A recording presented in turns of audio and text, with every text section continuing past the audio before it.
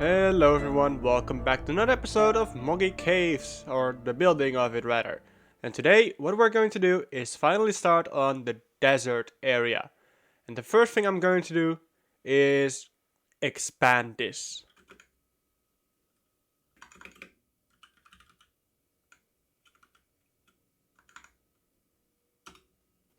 And that's a lot, and I mean a lot bigger. Yes, we have expanded it by one chunk on this side, one chunk on that side, and two chunks on that side, making it a 5 by 5 chunks, which is big. Seriously big. So this is all being, this is nothing. We can delete this now. And there we go, a blank slate. So now we can start working again with this giant area that we have over here. And one of the first things I want to do is lay out where the big room is going to be. So we're going to have one big room in the center that is very open, and in the middle of it, I want to have a big crystal. But before I do that, I also kind of want to lower this platform, or at least put a second platform like 5 blocks underneath it, so we have some stuff that we can work with below. And I also want to put a platform in this level so I can actually replace this with sand. So that's actually going to be quite easy. We just have to go over here and change this one to 1. That should do it. And then we can put this one in and just put down sand. There we go. Simple as that. So yes, this area now is quite dark, but there is now a second layer, and I have put sandstone and then sand just so I don't have to go back on this part again. So let's see. What we're going to do first is lay down where everything is going to be. And I have already put down some structures in a different creative world, so I kind of know what I want in this area. Now I'm about to show you the structures, so if you don't want to see them just yet, maybe skip forward just a little bit. There will be a timestamp on screen for when you can skip to. And I'm gonna show you the structures now in 3, 2, 1. There they are. So let's see. What do we have here? Well, we have some village houses, very much desert themed. We also have some stuff for the honey dungeon there. Don't look at that. We have a swings and some pyramids, and we have cacti, as well as some ruins, I guess, with spawners and shulker boxes, and yeah, and of course here's a path and a nice little palm tree. Very much inspired by the ones I saw in Spain. So, and there we have the crystal, of course. So these are the themes. So we have that as one theme, this as one theme, and these as one theme. So now we kind of know what we're going to need, what kind of area, and these are just going to be random structures that you might see throughout the cave systems. And let's see. We are going to need to take the measurements of these and see how we can organize them into one room and do the same for those. And I don't think it's that important for this. I think we can simply put down cacti wherever we want and have a nice little path with it, some extra big custom cacti. We'll see. But yeah, we're just gonna have to measure these, like how big they are and how big the rooms are going to be. And here we have the entire layout of the desert theme. And I know it looks a little confusing maybe. Maybe it's very clear to you. But yes, the red is of course the paths, and some of them are higher up than others because of course the elevation over here. So let's assume that you just take this path the entire time and it goes up and around and goes even further up and goes even further up and then around, and yep, that's exactly what I was hoping for.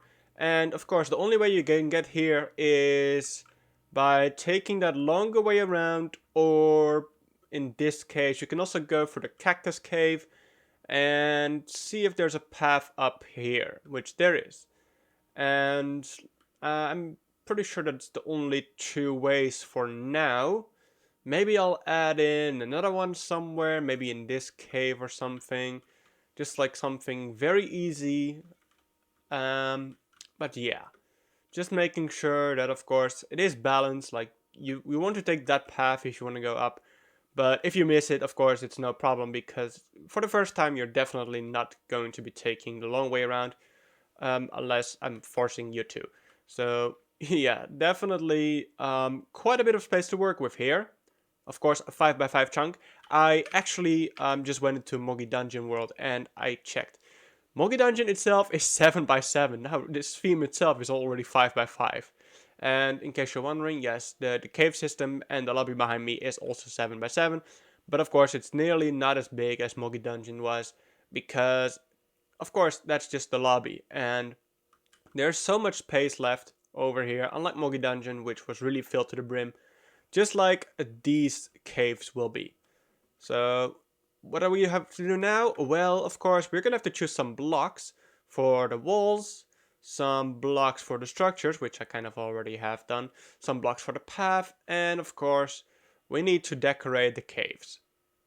And that's going to be a lot of work. So I think I'm going to do something similar to the caves, where I just lay out where the caves are going to be and then add on to them.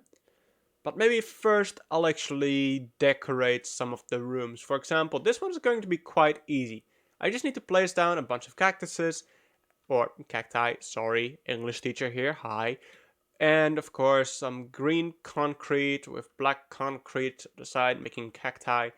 And I think that room's going to be quite easy. It's going to be a little oasis, I think.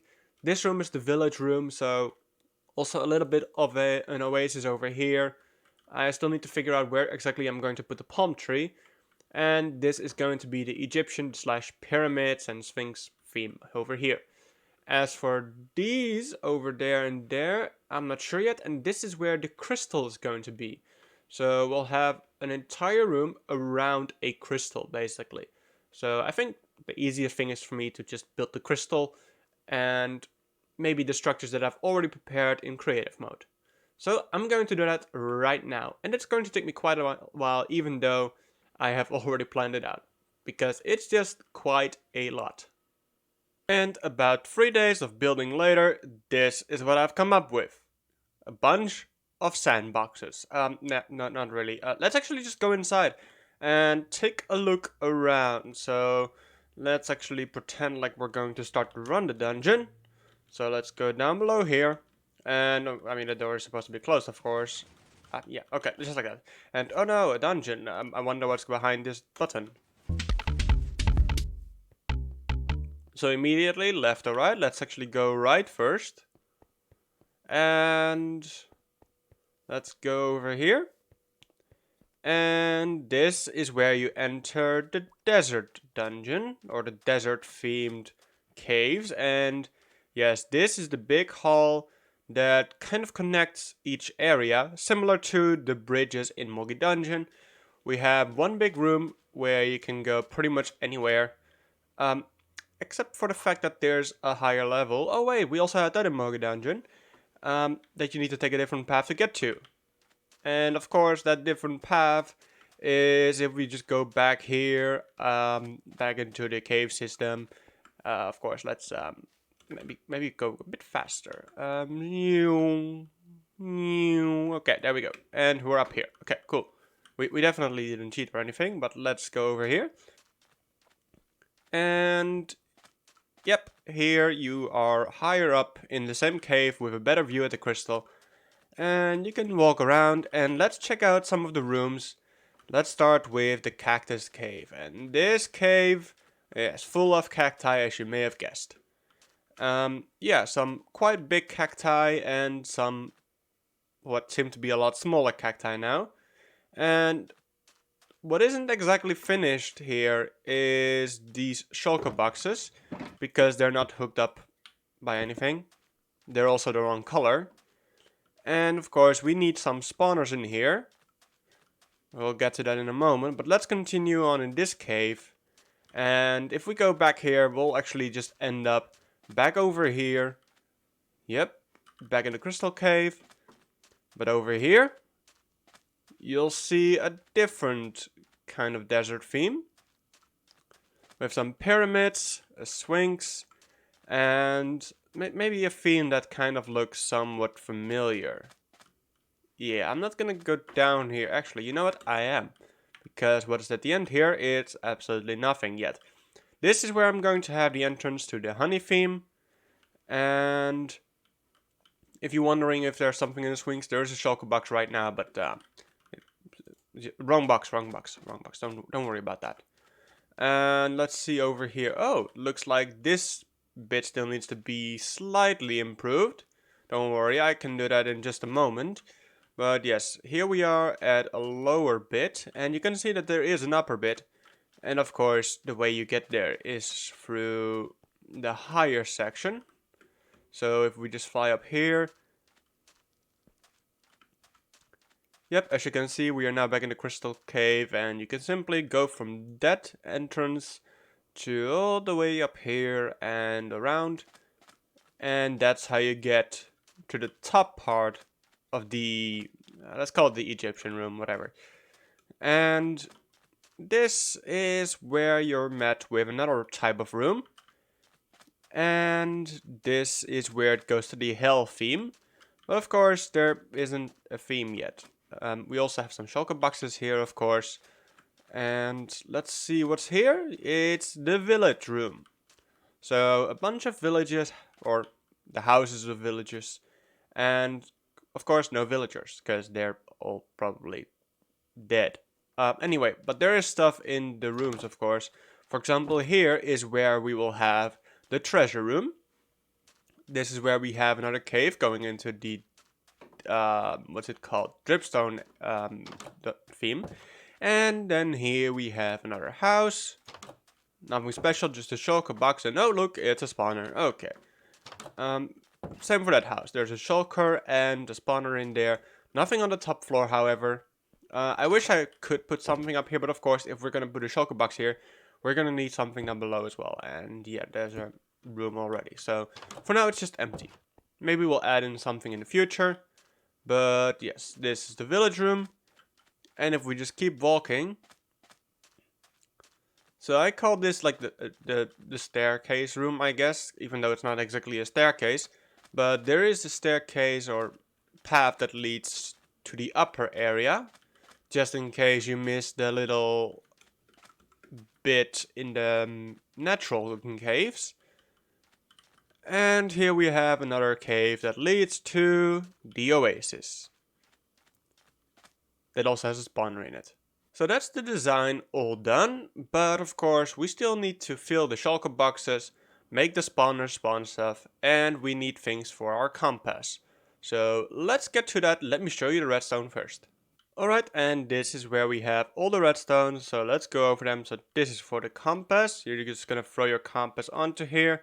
And something's gonna be dispensed from this dropper, so let's demonstrate. Let's put just a gold block in there. Let's throw one onto here. There we go.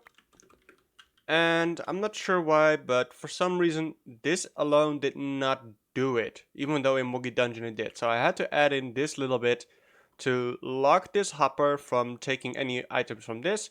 So this could actually give a signal, and by giving the signal, turn this off, unlocking the hopper as well. Then we have this over here, which is the treasure room door. And of course, it is locked behind a key. So if we throw any item onto here, it's not necessarily gonna do anything. But otherwise, if we throw the right item on, it's gonna open the door. And it's gonna, well, by cookie, it's gonna dispense a compass onto here. And the compass is needed for actually getting the relic from the specific theme. Hi there, Editing Mitch here, and I did a very poor job on explaining what is going on with filling the shulker boxes, so I'm going to do that part once again. So let me show you this design first, which had one major flaw, and that is that items will get stuck eventually after a few games. So let me just first clear this out, and let's actually take out one stack over here. And what this will do is actually refill the dropper at the bottom. and whenever a game starts, it will fill the shulker box with items. It should only dispense 5.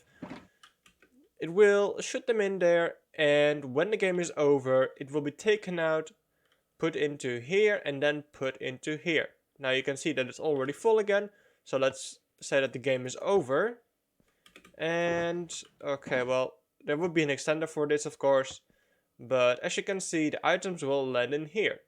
So it's going to be quite slow, but just imagine it's a level 3. So let's say this will be full, and then a game starts again, and then of course this is going to have 5 items which cannot be taken out.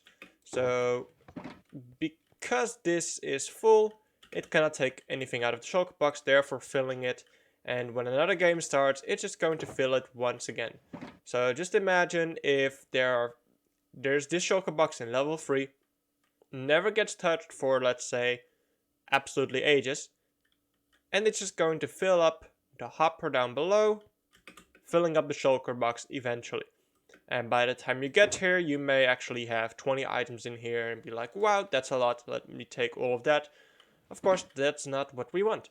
So here I have the improved in design, which is quite a bit bigger, but definitely works reliably. So what happens is I'm actually going to just put 2 items in here because this is quite unreliable. If I have this, it will shoot in 5 items, and if I have the redstone repeater here, then it's going to put 6 items in here. But spoiler alert, it's going to change to 2 anyway. So let me just put this here because that's how it's going to be realistically. So when I press this button, meaning start the game, it will put it in front of here and pull it back, just activating this twice, meaning it also activates the droppers twice, putting 2 items in here. Quite simple, let's check that out real quick. 2 items, in this case a cookie and some rotten flesh. Now to take things out, we have a couple of things going on. So first of all, we have this hopper over here that gets unlocked and pushes the items into this dropper right here. Then what we have over here is a slime block piston pusher thingy that pushes the observers in front of the other observers, making them go tick tick tick tick tick tick tick tick tick. And this helps all the items from the droppers to go up into this hopper right here and back into this chest. So it kind of circles the items, so it goes in, down, up, and back in, and it just keeps circling. This right here is just an extender, of course, to keep the redstone length on for a bit longer. And yeah, that's about it. These are just the blocks that you could say are the floor and the wall, but these aren't exactly needed. I accidentally destroyed the shulker box, but here you go. And here you can see exactly what's going on. One block that is actually important for the floor and the redstone is the block placed over here, because this actually locks this hopper right here. So without this, the items would just go into here and then wait to be taken out by this one. So we need this one here just to make sure that none of the items escape too early. But yeah, other than that, this is the entire machine right here. And now back to Video Mitch. It is finally done. Well, not fully, because we don't know if it's good enough. But I have placed in most of the redstone, so everything except for a few compass locations are now in. So I just want to quickly check how it's going to feel. So let's go into survival mode. Okay, that's rather low health that I got there. But we know in the lobby there is a place where we can go and regenerate. And keep in mind that during this, the game rule, what is it called again? Natural health regeneration is set to false. So this should be interesting. Because we won't regenerate health inside of the caves. And the only way to regain health is through potions, which are not in level 1s. I'm just gonna tell you right now, they are not in level 1s. They are gonna be in level 2 maybe. But let's go into level 1. We'll be given a compass. And I can already guess where it's gonna make me go. But let's enter.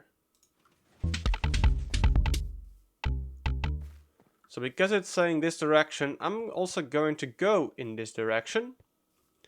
And for you guys wondering, no, the timer is not in yet. For now, there's no time limit on this cave system. Keep wanting to say dungeon.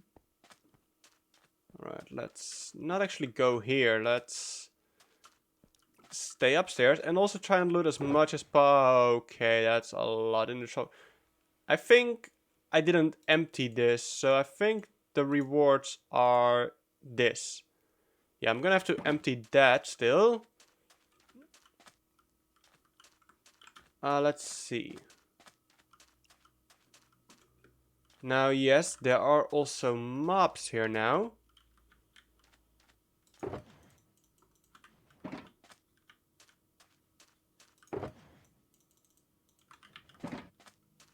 Oh, yep. Point proven. Maybe we can punch him into the cactus as well. Although, I am putting my back towards the spawner now. Okay, there we go. Bunch more stuff. Alright, let's move on. Also, it is pointing over here, so as I guessed, it will be... Yes, over here. And for now, it's just a block of gold, of course. It's not going to be a block of gold in the final version. There we go. End the game.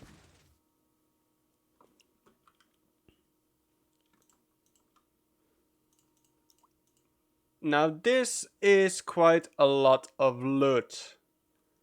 And for a first time, even though I am the one who built the dungeon, this is a lot. Especially when you know that this is only one theme and there are gonna be 4 themes available to you at level 1. And this is a lot of stuff.